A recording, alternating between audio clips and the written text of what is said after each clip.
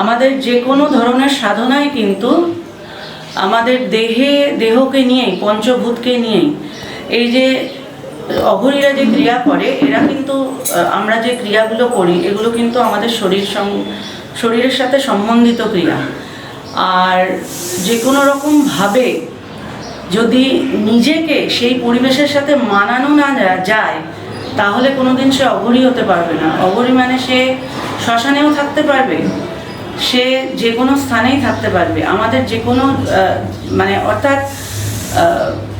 যে কোনো পরিবেশের সাথে মানিয়ে নেওয়াটা, আর বিশেষ করে শ্মশান এই জায়গার মানেই হলো আমাদের এর সাথে শরীরের একটা বিশাল সম্বন্ধ রয়েছে।